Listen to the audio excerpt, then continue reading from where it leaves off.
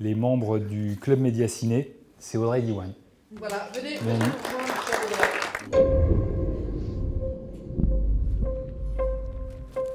On s'est pas vu depuis 3 mois, c'est ça?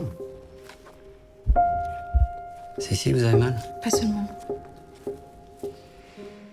Quel genre de douleur? Ça fait comme des crampes.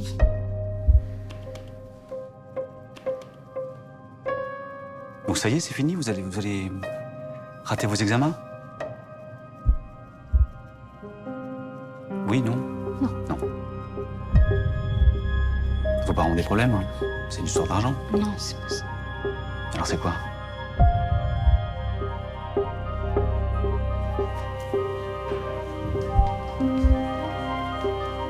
Anna, il vaudrait mieux que votre remonte. Je crois que c'est comme ça que tu vas les avoir, tes examens. Tu connais quoi, toi, aux examens?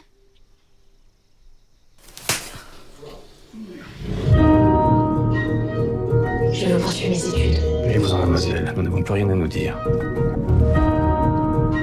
Qu'est-ce que tu cherches exactement? De l'aide. La loi ne fait pas de cadeaux. Tu veux finir en prison avec elle?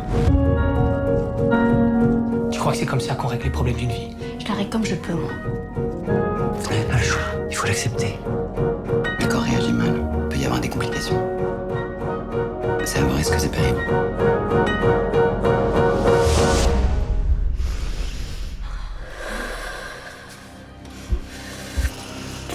Je peux pas. J'y arriverai pas.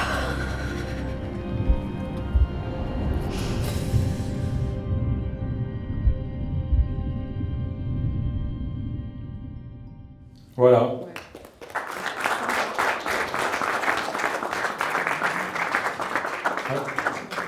Moi, j'ai pas lu le livre d'Annie Ernaux. Votre film m'a vraiment marqué. Le format que vous avez utilisé, hein, le format de la mise en scène que vous avez choisi, c'est un format carré. Le film est vraiment porté par Anna Maria, votre actrice, qui est là. On est vraiment dans le ressenti avec elle, et elle joue pas seulement la douleur, elle est face à la société, à la loi, au déni, même des femmes de sa génération. Et elle est aussi, on est aussi dans la joie avec elle, puisque c'est une femme qui a des désirs, qui a une sexualité. Alors, d'avoir choisi ce format, on est en 1963, on est souvent en plan serré sur elle, ça évite d'avoir à faire des reconstitutions très coûteuses, et ça permet aussi... C'était uniquement un choix économique. Alors non, c'était pas uniquement un choix économique, c'était aussi d'être avec elle, d'être avec Anna Maria, c'est ça? Oui, alors déjà quand je revois la bande-annonce, ça fait un moment que je ne l'avais pas vue, j'ai toujours une petite pensée, on s'est regardé avec Anna Maria au moment de la gifle, parce que Sandrine Bonner, en pur produit de l'école Piala, j'ai dit juste avant la prise, donc on répète la gifle, on fait toute la déambulation, mais pas la gifle. Elle me dit non, t'inquiète pas, ça va. Puis au moment où la gifle part, j'ai lâché le combo tellement elle était violente. Donc le bruit que vous entendez, c'est le bruit très naturaliste de la gifle originelle qu'Anna Maria a endurée avec beaucoup de courage. Quant au format, au-delà des raisons budgétaires, et de facto, ça compte. En réalité, amène à avoir des idées qui vont de pair avec une idée de la création. Au-delà de ça, mon idée était en fait, un peu d'inscrire mon geste dans le prolongement de celui d'Annie Ernaux, donc d'essentialiser un peu les choses, d'être plus sur le parcours de cette jeune femme, d'être concentré sur cette jeune femme, sur le corps et pas sur le décor, donc d'avancer avec elle. Et puis je trouve que c'est un cadre qui est très narratif parce que déjà, on ne voit jamais arriver les personnages secondaires, ils surgissent à l'image, donc j'avais l'impression d'être toujours dans le même état de tension qui est celui du personnage qui essaie d'échapper au regard, et puis aussi parce que plus on avance avec elle ce chemin vers l'inconnu, on a l'impression d'être elle, et à chaque fois qu'elle pousse une porte, on est avec elle en train d'attendre qui sera de l'autre côté. Est-ce que c'est quelqu'un qui va la dénoncer ou est-ce que c'est quelqu'un qui l'aidera? Enfin, pour beaucoup de raisons, j'avais l'impression que ce cadre servait à la narration et que c'était le bon format pour le film. Et quand vous repensez à ce projet, quel était le plus gros challenge, le plus gros défi, et puis votre meilleur souvenir? Alors, je pense que le plus gros défi pour moi, mais je l'ai compris que chemin faisant, c'était de ne pas trahir le livre. En fait, j'avais envie de trouver mon geste sans trahir le livre. J'ai compris peut-être un peu tard que c'était compliqué d'adapter un livre qu'on aime trop. Et donc voilà, je voulais à la fois être exacte dans la façon de l'aborder et en même temps, c'est à la fois adapter un texte et adapter un moment charnière d'une vie. Donc je savais que le jour où le film serait fini, je montrerais à Annie Ernaux un film qui représenterait les deux à la fois, le texte et ce moment de vie. Donc voilà, je pense que c'était l'obstacle majeur, ou peut-être ce qui m'a porté. Je sais pas. Plus beau moment, présenter le film à Venise. Beau moment. Venise, c'était extraordinaire parce qu'on n'avait pas du tout montré le film avant, donc je n'avais aucune idée de la manière dont il serait reçu. Et d'ailleurs, en fait, à la fin de la projection, il y a eu quelques secondes de silence pendant lesquelles je me demandais si les gens avaient fait ce chemin ou pas du tout.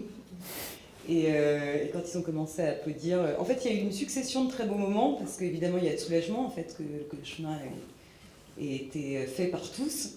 Et puis quand j'ai pris Anna Maria dans mes bras, en me retournant, j'ai vu Chloé Zhao et Cynthia Erivo qui avaient bravé l'interdit, parce que normalement le jury doit disparaître avant la fin des applaudissements, et au moment où la lumière se rallume, elles étaient encore là en train d'applaudir, donc c'était assez beau. Et puis ensuite, beaucoup d'hommes sont venus me parler du film, et ça faisait partie des grandes questions du film, est-ce qu'on fait ce chemin qu'on soit une femme ou un homme? Donc c'était une succession de très bons moments dont je me souviendrai. Très bien, bravo à vous. Merci.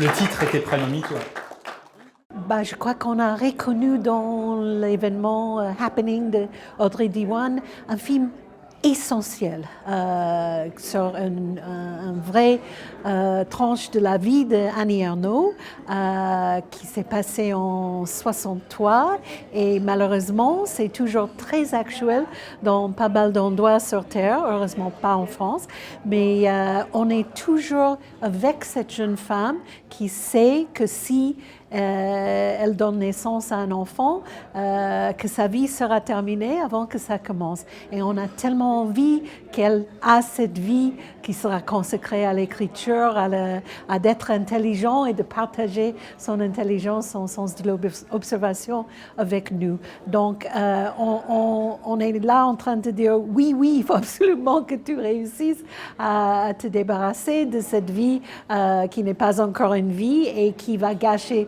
ton vie à toi.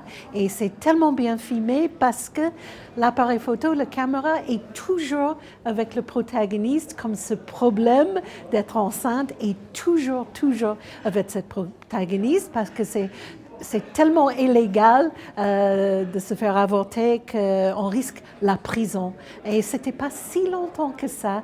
Donc, on voit un film qui est dans le passé, mais actuel, et le mélange des deux est fait d'une façon, je trouve, magistrale.